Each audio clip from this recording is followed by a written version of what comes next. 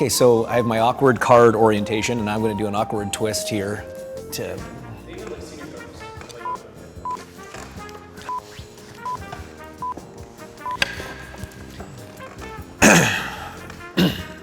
Are we good? Are you good? Today we are sitting down with the 2024 IndyCar Series Rookie of the Year, Mr. Linus Lundqvist. Here comes the flying IndyCar rookie, Linus Lundqvist. Nice job, bud. P3. Welcome to your first IndyCar podium. Nice job, man. Nice racing. And he goes to the top. We've got a first-time career pole sitter, and he is going to be the Rookie of the Year. Hello and welcome. Hello, James. How are you? I'm very well. How are you doing? I'm good. Off-season has started. Off-season has started. How's it been treating you so far? So far, so good. It's Yeah? been kind of calm, which is strange because I felt like the season went by so fast, but it was so hectic. So now I'm like a little bit in aftershock. But so far, so good. So you're enjoying the downtime, though? Yes, Good. I will say so. Good. All right, well, let's talk about your year a little bit. Obviously, first full season in the IndyCar Series. Not first races. We had a couple last year. We'll get to that in a sec. Give yourself a grade. How would you rate your season in the IndyCar Series in 24? Interesting. I give myself like a C. Okay. You know, kind of middle. I think we had some highs. We had some good points. Obviously a pole, some podiums. But we also had some pretty bad races too. I made plenty of mistakes, as one does, I think. Rookies are entitled. Yes, especially as a rookie. But yeah, like I said, obviously looking back at it, I would have liked to have done a lot better. But I'm also kind of proud of the season that we had, and especially towards the end, I think the speed that we showed, especially on the short ovals, was a big step forward for me. So definitely some high points and good points. It's funny, we were just talking before we started about how, you know, the season's so crammed together, it's so hectic, especially as a rookie, you're coming in, you've got so much to learn, so much to try to tackle. And you said that the Olympic break that we had, that sort of 3 weeks off in July, gave you the opportunity to really, for the first time, kind of look back at the first half of the year and really start to understand what you'd learned, you know, what you'd done right, what you'd done wrong. So kind of walk through, you know, that process of that time off and how you were able to use it to kind of apply to the second half of the season. Yeah, I think that Olympic break was good for me. I think mostly just mentally to firstly create a little bit of distance to the season because like you said, it's so hectic. And I think with the races I did last year, it was almost like a false pretense that I was like, all right, I kind of know what IndyCar is about. I had no idea, Right. No idea. Because then as well, like we had St. Pete and then a long break and then we had thermal, a long break. So I was like, all right, this is, you know, I kind of got the hang of this. Right. And then the season really got going and it did not stop. And then the whole month of May, and I think I was just mentally drained when we came to the Olympic break. And it was the first time where I actually had some time to first have a weekend off, but then actually sit down with the team and kind of look back and like, all right, this was good, this was bad, this is what I need to work on, this worked for me, etc.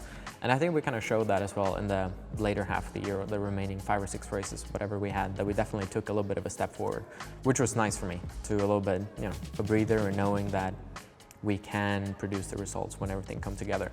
So that kind of break was nice for many reasons, but I think especially that, just a little bit of time to pick this was good, this was bad, and kind of build together. Yeah, and it's always nice to end the season on a run of strong results, right? You don't want to front load all the good results and have, you know, end of the year with all the bad ones. You kind of mentioned the races last year, we talked about it a bit. Your IndyCar debut was in Nashville last year for Meyershank Racing. Kind of walk us through the steps from getting the call to race in Nashville, fairly last minute, filling in for Simon, and how we end up here as the, you know, 2024 Rookie of the Year. How do we get from Nashville to Indianapolis, where we're recording this today? Crazy times. You know, the craziest 18 months of my life by far. I don't think I'll ever forget the day when I got the call from Mike Shank to firstly, like, because I was hassling all the team principals and bosses like throughout 2023 to get a test, to get a ride, anything.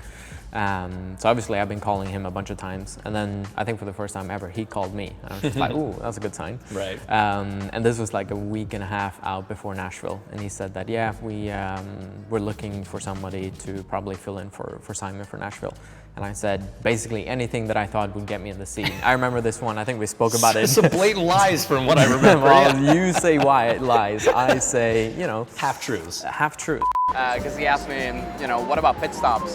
And I said, oh, I've done plenty of pit stops. We've done so many pit stops, and I just did the carpenter test at Sebring. And I said, yeah, we did, plenty of hot stops. We did that. I didn't do a single pit stop. I've never done a live pit stop ever in my life. And it was just, and he was just, okay, right, good. So you know how to do that. I was just 100%, yeah, not a problem. Absolutely. Yeah. So whatever problem he had, I had like 10 to it.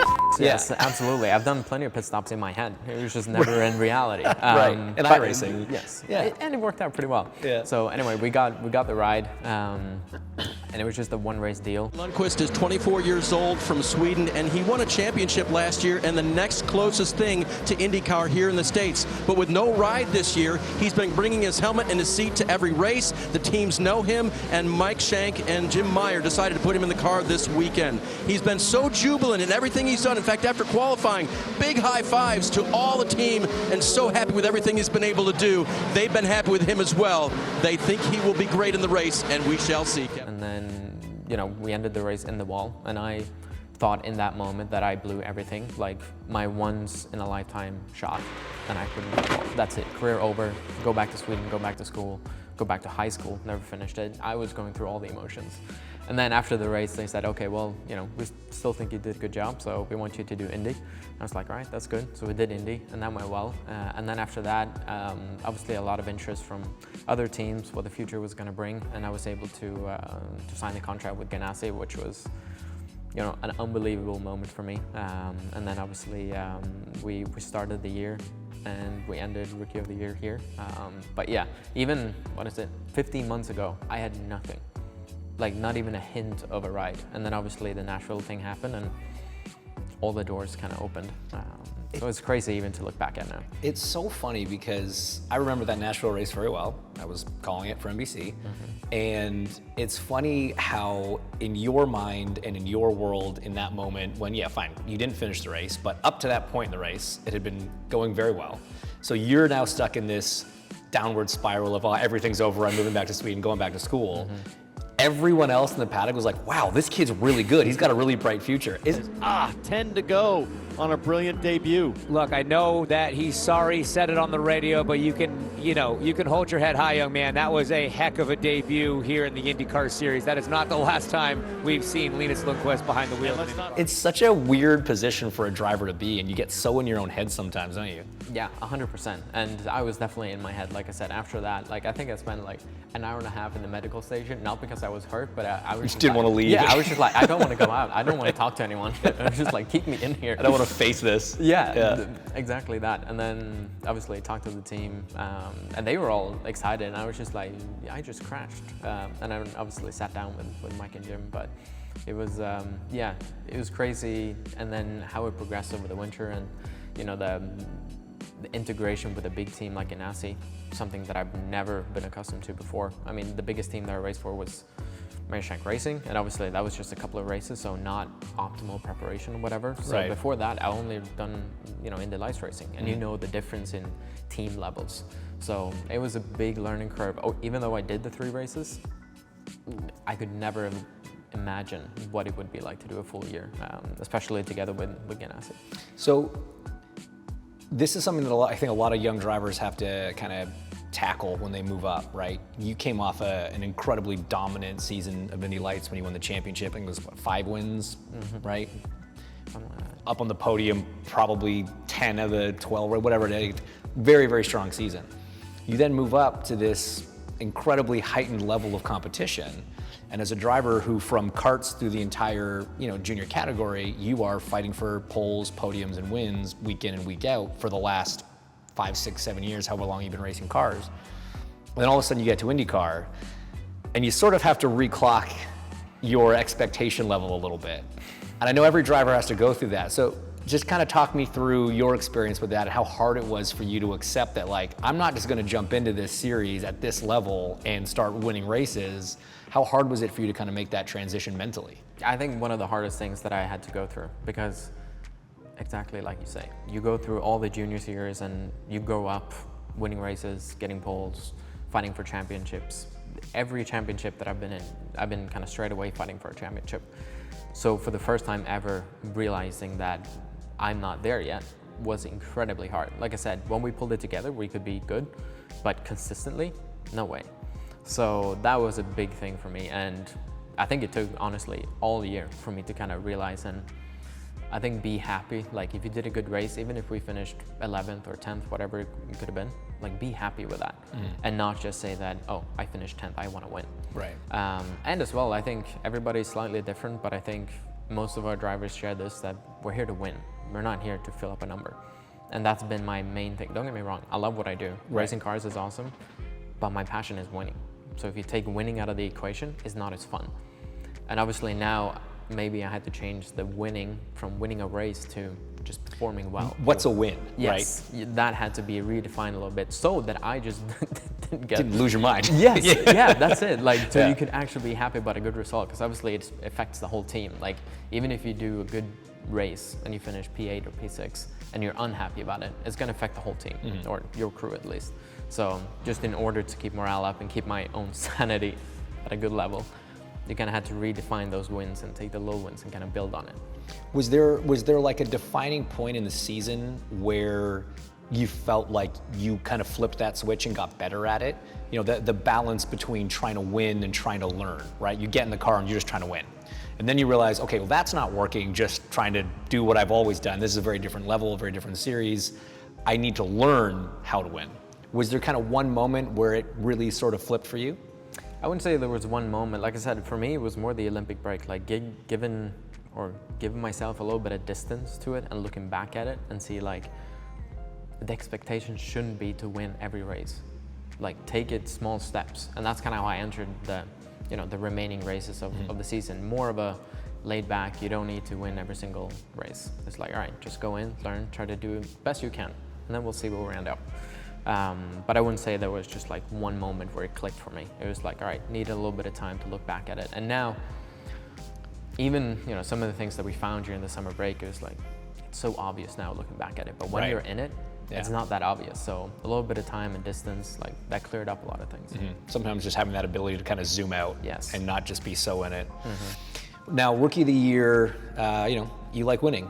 You won something. You won a title this year. I know it sometimes doesn't feel like it when you're having bad days, but overall you can look at the year, I think, on a positive note and certainly ended on a high. It's the only thing that a driver only has one shot at winning, right? So for you, I mean, how much does taking this award home mean?